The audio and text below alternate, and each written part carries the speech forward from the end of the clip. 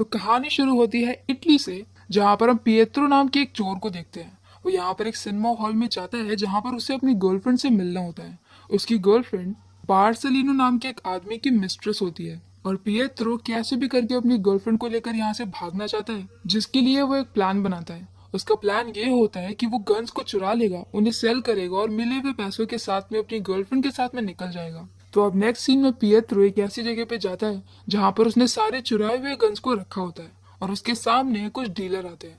ये लोग ऐसे होते हैं जो एक ऐसी कम्युनिटी के अगेंस्ट होते हैं जिसने इस वक्त पूरे देश के ऊपर कंट्रोल करके रखा होता है, नेशनल फेसिस्ट पार्टी।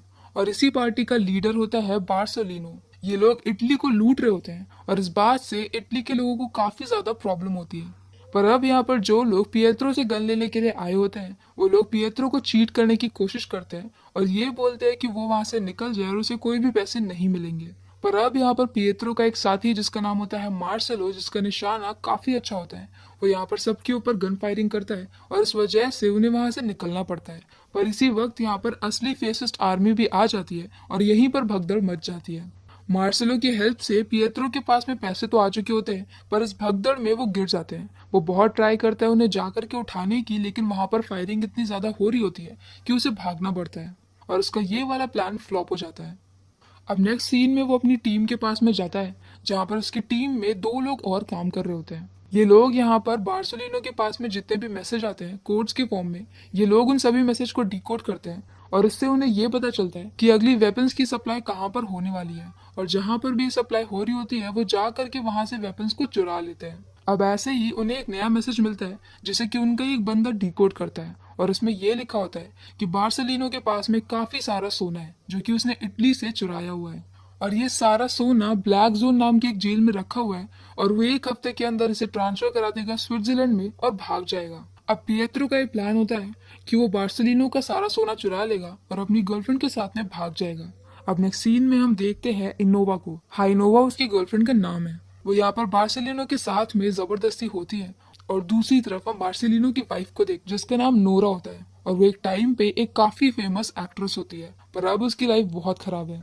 अब ये सारा प्लान पिएत्रो जाकर के इनोवा को बताता है तो इनोवा इसके लिए साफ साफ मना कर देती है क्योंकि अगर वो लोग पकड़े गए तो बार्सिलिनो सबको मार देगा।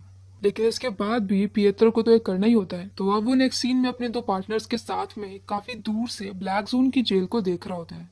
उस जेल में काफी सारे गार्ड्स होते हैं और सोना एक बड़े से गोडाउन में रखा होता है। वैसे तो सारे टीम के मेंबर्स डर रहे होते हैं लेकिन पिएत्रो ने एक प्लान बना लिया है और जिसके लिए उसे तीन लोग चाहिए, एक बॉम्बर, एक ड्राइवर और एक ऐसा इंसान जो कि इतना पतला हो कि जल्दी से जल्दी टावर पे चढ़ सके। जेल के अंदर में एक टावर होता है, उस टावर से इमरजेंसी का सायरन तब बजता है जब कोई दुश्मन उनके जेल के ऊपर अटैक करेगा और पिएत्रो के प्लान में ये सायरन भी शामिल होता है और जल्द ही उन्हें टीम मेंबर भी मिल जाता है।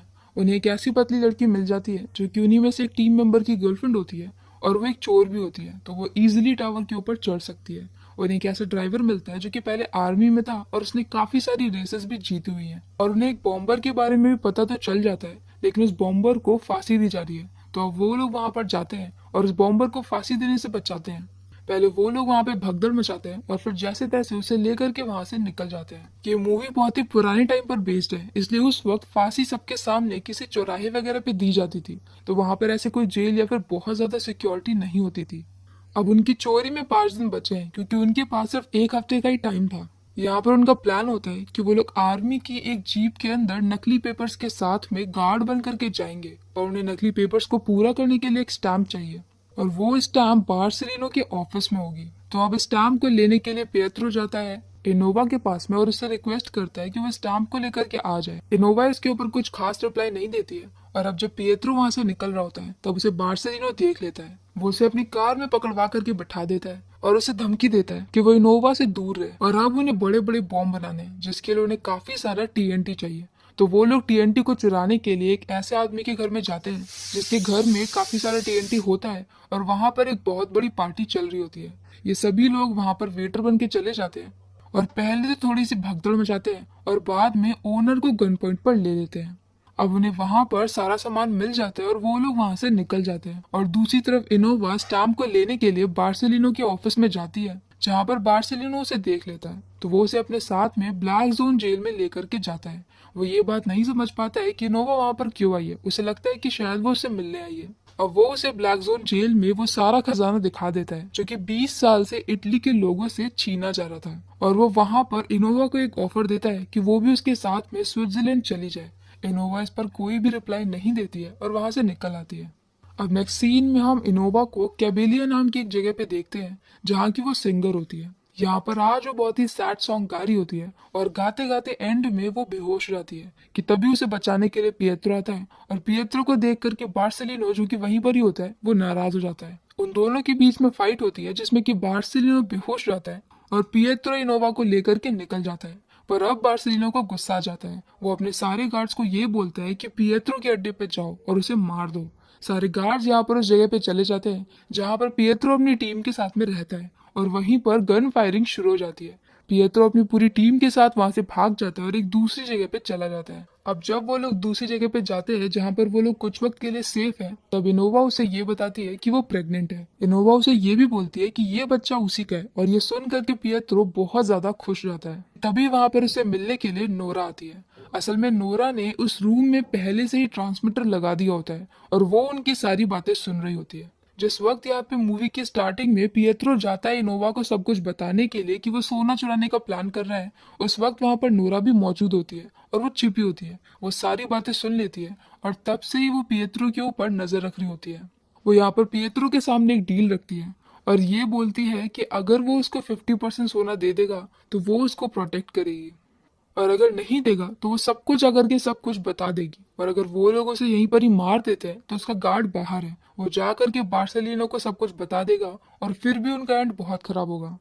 पिएत्रो के पास कोई भी ऑप्शन नहीं होता है तो वो मान जाता है। साथ में नोरा उन्हें ये भी बताती है कि उसने एक नया मैसेज सुना है। बार्सेलिनो को शक हो गया कि कोई उसका सोना चुराने की कोशिश कर सकता है, इसीलिए वो अगले दिन ही सारे सोने को ट्रांसफर करने जा रहे हैं। तो उनके पास एक दिन से भी कम का टाइम है। पिएत्रो यहाँ पर चोरी के प्लान में लग जाता है और वो वहाँ पर एक नकली आईडी चुरा लेते हैं। इसके अलावा वो नकली पेपर्स भी बनाते हैं और इनोवा भी अब तक स्टैंप लेकर के आ चुकी होती है तो उनके पेपर्स भी रेडी हो जाते हैं।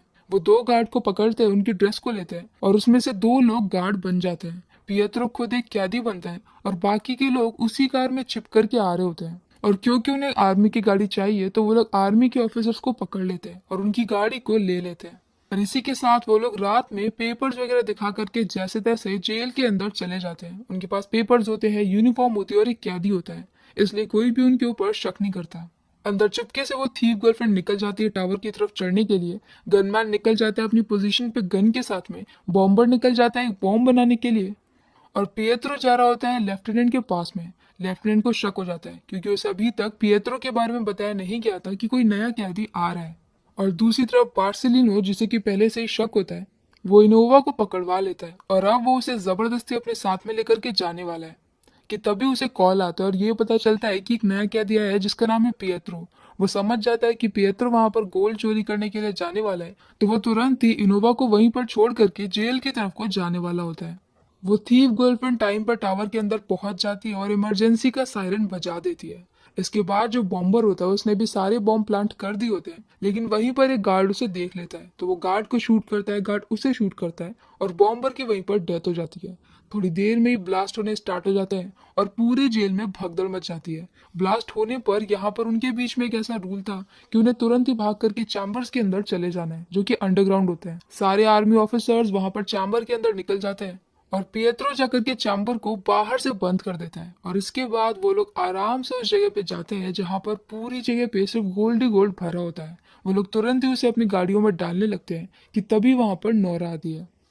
नोरा यहाँ पर आने से पहले अपने हस्बैंड बार्सेलिनो को मारते हुए आई है और उसके पास में इनोवा भी है। वो यहाँ पर इनोवा को गन पॉइंट पे लेकर के सारा सोना अपने ही पास में रख लेती है और खुद उसको भी हॉस्टेज बना करके निकल जाती है। और पिएत्रो कुछ नहीं कर पाता क्योंकि अगर वो कुछ करेगा तो इनोवा की जान जा सकती है। यहाँ पर उसकी हेल्प के लिए वो लोग भी आते हैं जिसके साथ मूवी की स्टार्टिंग में उसने गन्स वाली डील की थी। उन लोगों को यहाँ पर इनोवा ने बता दिया था कि शायद ऐसा हो सकता है कि पिएत्रो को हेल्प की जरूरत हो, पर वो लोग भी यहाँ पर फाइट करने के बाद भी नोरा को रोक नहीं पाते क्योंकि नोरा अकेले नहीं होती, उसके पास भी काफी सारे गार्ड्स होते हैं।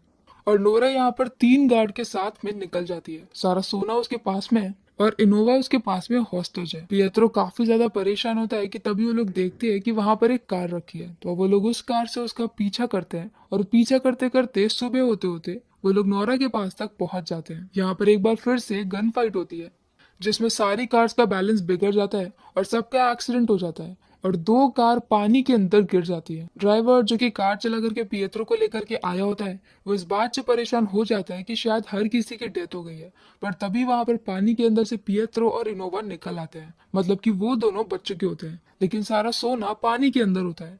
पानी ज्यादा गहरा नहीं होता है तो वो लोग बाद में इजिली सोने को निकाल सकते हैं। और नेक्स्ट सीन में हम देखते हैं नोरा को जो कि जंगल में होती है और वो पूरी तरह से पागल हो गई है।